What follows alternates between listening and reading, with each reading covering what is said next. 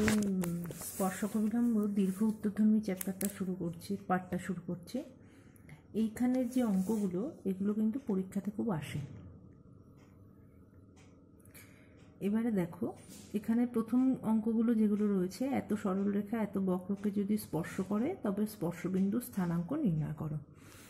এগুলো বেশ ইজি, কারণ এখানে প্রমাণ করার বিশেষ কিছু নেই। আমি প্রথমটা করে দিচ্ছি। ধরো 1 নম্বর, এটা হচ্ছে বক্রটা a by x whole cube plus y by B তার হোল কিউব ইকুয়াল টু 2, আর সরলরেখাটা হচ্ছে x by A plus y by B equal to 2। এটা 2 নম্বর, এটা 1 নম্বর। তাহলে 1 নম্বরের উপর স্পর্শক এটা। তাহলে 1 নম্বরের একটা x1 y1 বিন্দুতে আমরা একটা স্পর্শকের সমীকরণ নির্ণয় করব, তারপর এর সঙ্গে তুলনা করব। ঠিক আছে? তাহলে আমরা যদি তুলনা করলে কি পাচ্ছি, এই প্রথমটাকে x এর সাপেক্ষে ডেরিভেটিভ করলে কি পাচ্ছি, 3x বাই a তার whole square into 1 by a, তাই তো? x বাই a ডেরিভেটিভ করলে 1 বাই a আসে, প্লাস 3y বাই b তার হোল স্কোয়ার 1 বাই b, এবার y এর করলে হচ্ছে dy বাই dx, তাই তো? প্রথমে ধরো এটা যদি a কিউব হতো, তার মানে কি হতো, 3a স্কোয়ার। এবার আমরা এর ডেরিভেটিভ করলাম ইকুয়াল টু 0। তাহলে এখান থেকে আমরা 3গুলো বাদ হয়ে গেল, আমরা কি পাচ্ছি, x square by a cube plus y square by b cube into dy by dx, এটাই তো আসছে, ইকুয়াল টু 0। তার মানে এগুলো যদি ওই পাশে চলে যায়, তাহলে dy by dx equal to minus x square by A cube, এটা উপর উঠলে কি হবে, B cube by y square. এবার আমরা ধরলাম x1 y1 বিন্দুতে স্পর্শকটা আঁকা হচ্ছে। তাহলে dy by dx at x1 y1 আমরা কি পাচ্ছি, minus x1 square B cube by A cube into y1 square. ঠিক আছে? তাহলে x1 y1 বিন্দুতে স্পর্শকের সমীকরণটা কি হবে, y minus y1 minus x1 square B cube by A cube y1 square into x minus x1। ঠিক আছে? তাহলে কোনাকুনি গুণ করে দাও, কি পাচ্ছি আমরা, y1 square A cube minus A cube y1 cube minus x1 square B cube minus plus x1 cube B cube.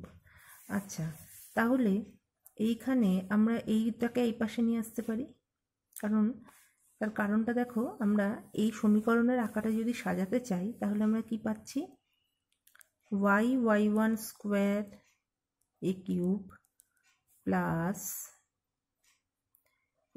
x1 square B cube equal to x1 cube B cube plus y1 cube A cube.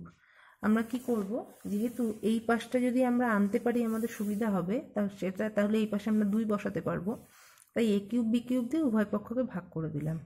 তাহলে y1 square by B cube, তাই তো? এ cube B cube দিলে এ কিউবটা কেটে গেল, plus x1 square by A cube, আর এখানে কি পাচ্ছি, x1 cube by A cube plus y1 cube by B cube. এবার যেহেতু দেখো x1 y1 বিন্দুটা এই স্পর্শকের উপরেও তো এই বক্রের উপরেও তো অবস্থিত, তাহলে এই সূত্রের এই বিন্দুটা এটাকে স্যাটিসফাই করলে আমরা এটা ইকুয়াল টু 2 লিখতে পারছি। ওকে? তাহলে আমাদের এই স্পর্শকের সমীকরণটা কি দাঁড়ালো, y1 square by B cube plus x1 square by A cube equal to 2। এটাকে আমরা 3 নম্বর দিলাম। তাহলে আমরা এখানে এই 3 নম্বর আর 1 নম্বরকে তুলনা করলে কি পাচ্ছি, 3 নম্বরে আছে 3 নম্বর আর 2 নম্বরকে, তাহলে তুলনা করলে পাচ্ছি, দেখো যেহেতু এদিকে দুটোতেই 2 আছে তাহলে এটার দরকার নেই। তাহলে আমরা এক্স এর সঙ্গে এক্স এর তুলনা করলে কি পাচ্ছি, x1 square by a cube equal to 1 by a, আর y1 square by b cube equal to 1 by b। তার মানে এটা কি ইমপ্লাই করছে যে x1 square equal to a square, তার মানে x1 equal to plus minus a, আর y1 square equal to b square, that implies y1 equal to plus minus b। তাহলে স্পর্শবিন্দুগুলো কি কি হতে পারে, a comma a R minus b comma b। আরেকটা নিতে পারি a মাইনাস b, b এই কম্বিনেশনে হতে পারে a minus b minus a plus b, এই কম্বিনেশনটাও হতে পারে। কিন্তু এই বিন্দুগুলো কেন হবে না, দেখো এখানে যেহেতু কিউব আছে আর এই স্পর্শবিন্দুগুলো তো এই বক্রের উপর অবস্থিত, তাহলে এখানে যেহেতু কিউব আছে আমরা মাইনাসের মানগুলো যদি নিই কোনোটাই বক্রকে স্যাটিসফাইড করছে না, তার মানে শুধুমাত্র আমরা এই বিন্দুটাই নেব। ঠিক আছে, আচ্ছা দেখো তারপরে স্পর্শবিন্দুগুলো তাহলে একই রকম। এবার বলছে দেখাও যে এত বক্র ওয়াই অক্ষকে যে বিন্দুতে স্পর্শ করে সেই বিন্দুতে এত সরলরেখা বক্রটিকে স্পর্শ করে। তাহলে কি বলছে, 2 নম্বরটা একই রকম, যে দেখাও যে এত বক্র ওয়াই অক্ষকে যে বিন্দুতে স্পর্শ করে। আচ্ছা ওয়াই অক্ষকে যদি স্পর্শ করে তখন এক্স এর মানটা কি হয়ে যায়, 0। তাহলে এখান থেকে ওয়াই অক্ষের সেই বিন্দুটার মান বার করতে পারছি। যে বিন্দুতে ছেদ করে সেই বিন্দুতে এত সরলরেখা বক্রটিকে স্পর্শ করে। তার মানে আমরা প্রথমে এই বক্রটার একটা স্পর্শকের সমীকরণ বার করব। ঠিক আছে, স্পর্শকের সমীকরণ বার করব কোন বিন্দুতে, না এটা যদি ওয়াই অক্ষকে স্পর্শ করতো, ওয়াই অক্ষকে যে বিন্দুতে ছেদ করে সেই বিন্দুতে এই সরলরেখা এই বক্রটার একটা স্পর্শকের সমীকরণ নির্ণয় করব, সেটা দেখব যে এটা হচ্ছে। বোঝা গেল? তারপরেরটা কি দিয়েছে, এত অধিবৃত্তের এমন স্পর্শকের সমীকরণ যা নির্ণয় করো যে এত এর সমান্তরাল হবে। তার মানে আমরা এত এর সমান্তরাল হলে কি হবে, প্রবণতাটা সমান হবে। তার মানে এর একটা স্পর্শকের সমীকরণ বার করলাম যার প্রবণতা এর সমান। ঠিক আছে, সেখান থেকে আমরা মানটা বার করতে পারছি। তারপরে একই টাইপের অঙ্ক দেখো, এত উপবৃত্তের যেসব স্পর্শক এত সরলরেখার সমান্তরাল তাদের, আচ্ছা আমি একটা করে দিচ্ছি,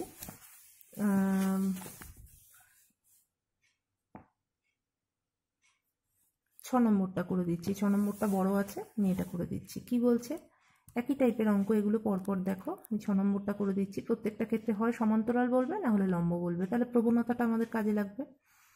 8x এটা হচ্ছে বক্রটা, আর এত অধিবৃত্তের যে স্পর্শক এত সরলরেখার সঙ্গে সমান্তরাল।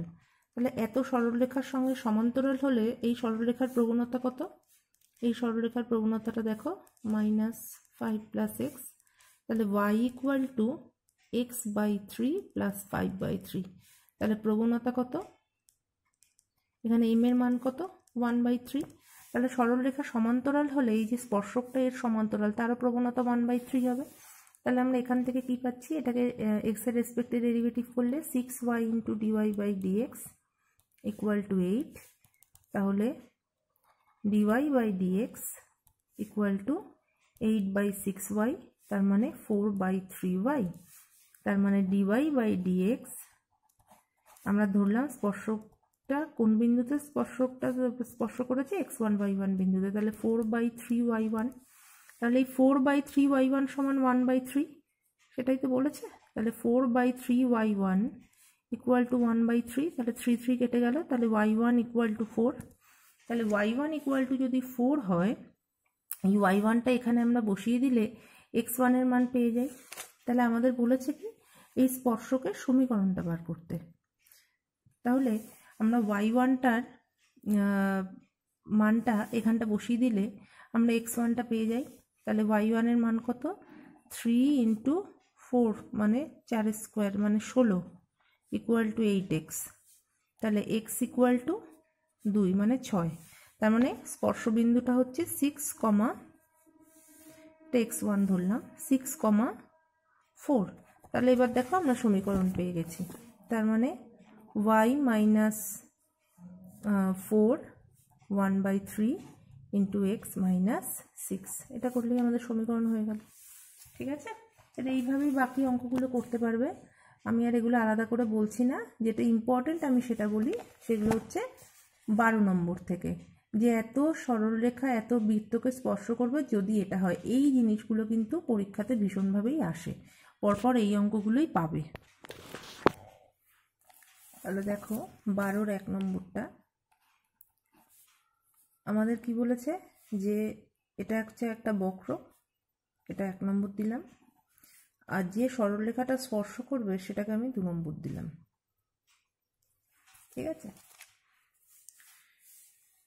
এবারে আমরা ধরলাম x1 y1 বিন্দুতে এর একটা স্পর্শকের সমীকরণ বার করব। তাহলে সেই স্পর্শকের সমীকরণটা, তাহলে এই যে সরলরেখাটা, এই সরলরেখাটা এই বক্রটায় আমরা একটা সমীকরণ বার করব, স্পর্শকের সমীকরণ বার করব x1 y1 বিন্দুতে। তাহলে এই দুটো একই, তারপর তুলনা করব।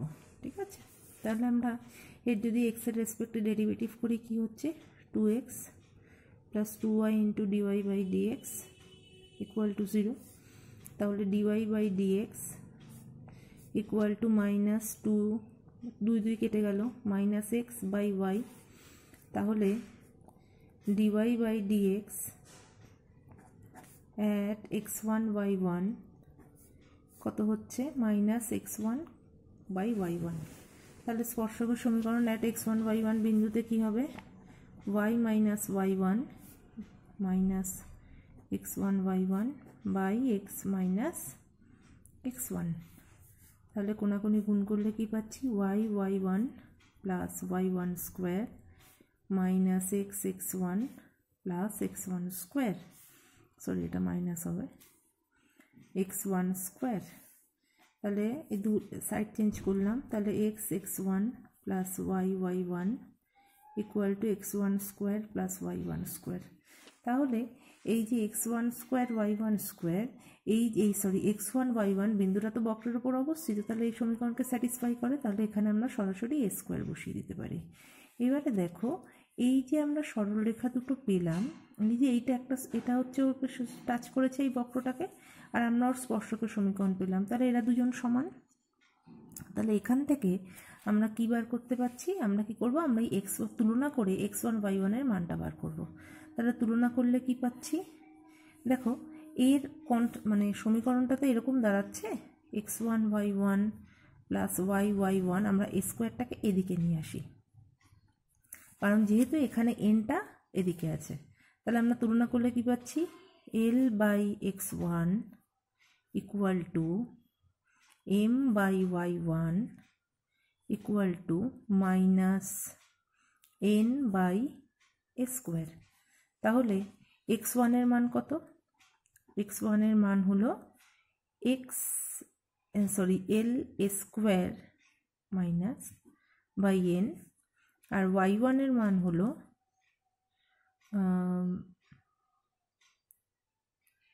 m স্কোয়ার বাই n, তাই তো, স্কোয়ারটা উপরে গেল, nটা নিচে আসলো। তাহলে এই x1 y1 এই মানটা এই সমীকরণটাকে স্যাটিসফাই করে। এখানটা বসিয়ে দাও, বসিয়ে দিলে আমরা কি পাচ্ছি, দেখো বসিয়ে দিলে আসছে,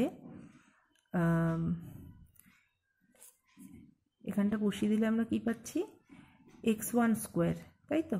এটা তো এই সমীকরণকে x1 y1 যেহেতু স্যাটিসফাই করে, তাহলে বসিয়ে দিলে হচ্ছে l square a to the power 4 by n square plus m square a to the power 4 by n square equal to a square. তাহলে a স্কোয়ার উভয় পক্ষ থেকে কাটা যাচ্ছে, কাটা গেলে কি পাচ্ছি, l square plus m square into a square equal two n square. দেখো এটাই আছে,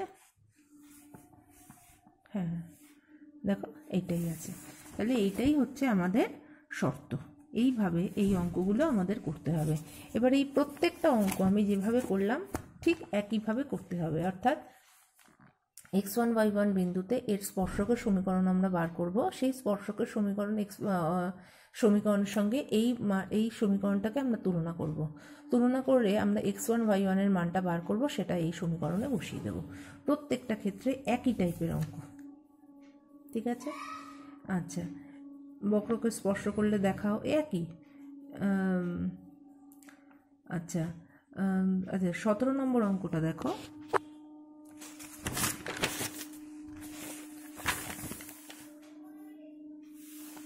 সতেরো নম্বর অঙ্কটা দেখো। 17 নম্বর অঙ্কটা কি বলছে, কোনো উপবৃত্তের যে কোনো একটি নাভিলম্ব, আচ্ছা এইটা যদি উপবৃত্ত হয়, এটা কেন্দ্র,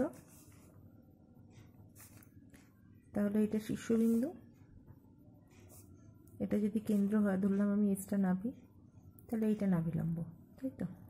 তাহলে আমি যদি এই সমীকরণটা ধরি x by A square plus y by B square equal to 1, তাহলে নাভিটা হচ্ছে এই কমা 0, তাহলে নাভিলম্ব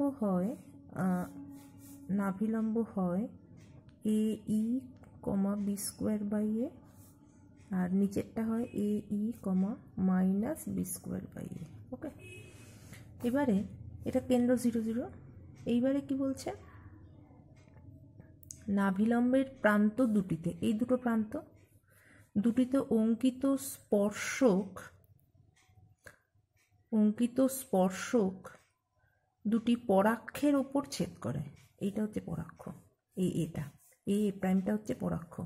নাভিলম্বের প্রান্ত দুটিতে, আমি যদি এই হচ্ছে নাভিলম্বের প্রান্ত, এইটার উপর অঙ্কিত স্পর্শক পরাক্ষকে ছেদ করে, এটা আমাদের প্রমাণ করতে হবে। তাহলে আমরা এই উপবৃত্তের যদি এই দুটো বিন্দুতে স্পর্শকের সমীকরণ আগে তাহলে আমাদের বার করতে হবে। তাহলে আমরা এই উপবৃত্তটার তাহলে কি হতে পারে, 2x, যদি x এর রেসপেক্টে ডেরিভেটিভ করি, 2x by A square 2y by B square into dy by dx equal to 0, তাহলে x এ কেটে গেল, তাহলে হলো dy by dx equal to minus x by A square, আর এইটা কি হলো, উপরে চলে গেল বি স্কোয়ার বাই ওয়াই। ঠিক আছে, তাহলে dy বাই dx প্রথমে এই বিন্দুতে বার করলাম, কি হচ্ছে এ ই বাই বি স্কোয়ার এ, এর তাহলে কত হলো, প্রবণতা কত হলো, এক্স এর জায়গায় বসাচ্ছি A E by B square by A square, y এর জায়গায় বসালাম বি স্কোয়ার, এটা উপরে চলে গেল, তাহলে দেখো এ স্কোয়ার হলো, বি স্কোয়ার হলো, তার মানে মাইনাস ই। তাহলে এই বিন্দুটার ক্ষেত্রে আর একটা যে বিন্দুটা, তার ক্ষেত্রে প্রবণতা তাহলে কত হবে, এখানে যদি মাইনাসটা বসিয়ে দিই তাহলে ওটা হয়ে যাবে প্লাস ই, এই বিন্দুটার ক্ষেত্রে প্রবণতা হবে প্লাস ই, তাই তো? তার কারণ এখানে এই মাইনাসটা বসছে। তাহলে প্রথম 1 নম্বর স্পর্শকের সমীকরণ কি হবে, y minus B square by A equal to minus E into x minus এ।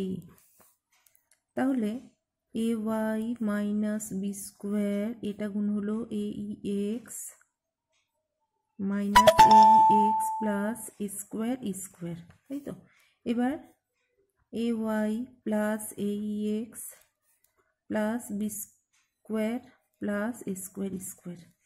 ঠিক একইভাবে এইটাকে যদি করি, কি পাচ্ছি, এখানে একটা প্লাস হবে, এখানে মাইনাস হবে, তার মানে পাবো কি, ওয়াই প্লাস বি স্কোয়ার এ প্লাস ই এক্স মাইনাস এ, তার মানে সমীকরণটা কি হচ্ছে, এ ওয়াই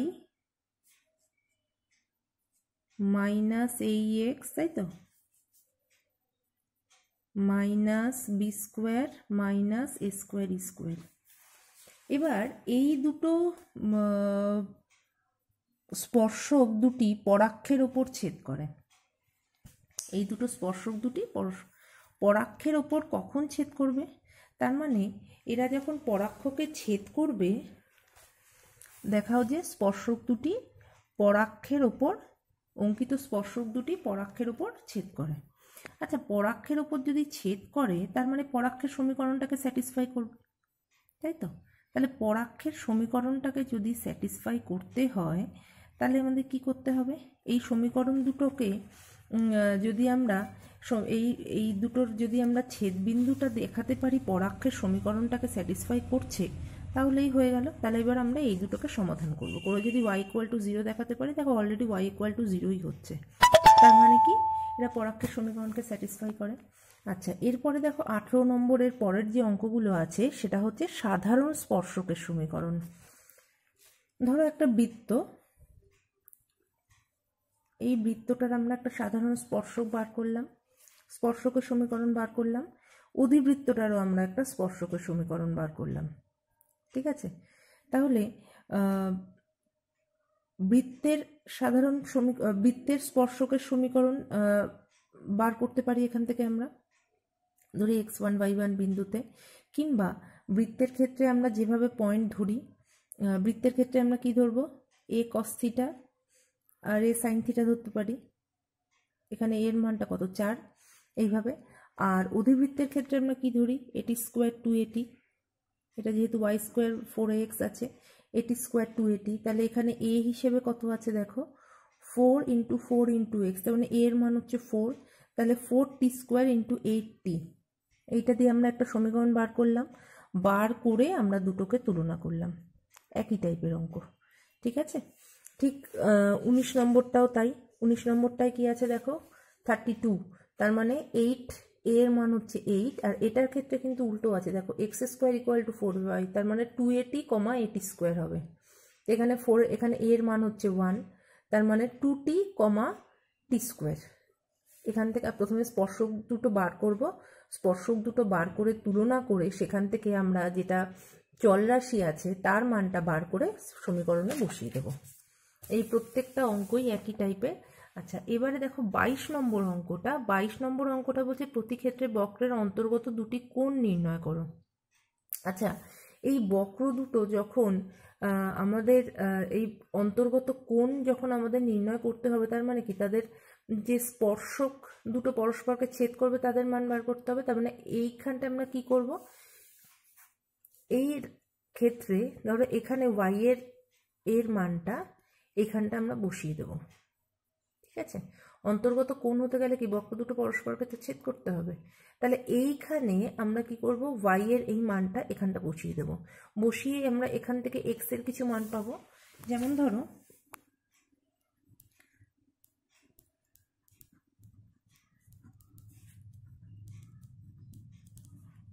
এই মানটা যদি আমরা বসিয়ে দিই, তার মানে কি পাচ্ছি, x² + 6x³ = 7, তাহলে 6x³ + x² - 7 = 0। তাহলে x এর মান কত ধরলে, x এর মান 1 ধরলে এই সমীকরণটার মান 0 আসে। তার মানে আমরা কি লিখতে পারি, x - 1 x - 1 x - 1, তাই তো ধরে তারপর আমাদের ভ্যানিশিং মেথড করতে হবে।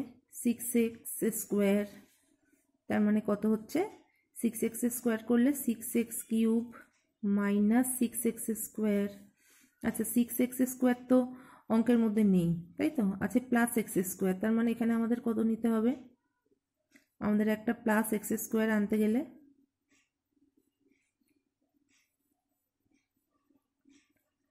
এখানে তাহলে আমরা নেব হচ্ছে +7x, তাই তো, তাহলে +7x² - 7x, তো 7x তো অঙ্কের মধ্যে নেই, তাহলে +7 নিলাম, +7x - 7, তার মানে এই যে x - 1 × 6x² + 7x + 7, এইটাকে আমরা 6 × 7 = 42, 7 আনতে হবে, 7 কি আসছে যদি, আচ্ছা একটা মান তো আমি দেখাচ্ছি, একটা মান x এর মান পেলাম 1, x এর মান 1 পেলে y এর মান 1, তাহলে এই যে একটা বিন্দু পেলাম 1 1, এবার এই বিন্দুটা আমাদের কাছে থাকলো, আমরা কি করব, এবার এই সমীকরণটার স্পর্শকের সমীকরণ বার করে তার নতি বার করব, এই সমীকরণটার স্পর্শকের সমীকরণ বার করে তার নতি বার করব কোন বিন্দুতে, না এই 1 1 বিন্দুতে করে, এবার tan θ = m1 - m2 করে কোণের মানটা বার করব। আশা করি বুঝতে পারলে। এই যে আমরা একটা বিন্দুতে আমি দেখালাম 1 1 পাচ্ছি, তাহলে এই 1 1 বিন্দুতে এর নতি বার করব, 1 1 বিন্দুতে এর নতি বার করব, বার করার পর তাহলে আমরা অন্তর্গত কোণ আমরা শিখেছিলাম এরকম তো, tan θ = m1 - m2/1 + m1 m2, এরকম করে আমরা অন্তর্গত কোণ বার করতাম, সেই জিনিসটা করব। ঠিক আছে, তাহলে একইভাবে তাহলে বাকি অঙ্কগুলো তোমরা চেষ্টা করো। আচ্ছা, এরপরে আমি তো স্পর্শক দেখালাম, এরপরে ধরলে অভিলম্ব হওয়ার শর্ত, ঠিক একইভাবে -dx/dy করবো। আমি প্রায় সব অঙ্কই তোমাদের আলোচনা করে দিলাম। যদি আর কোনো অঙ্কে অসুবিধা হয় আমাকে তোমরা জানাবে।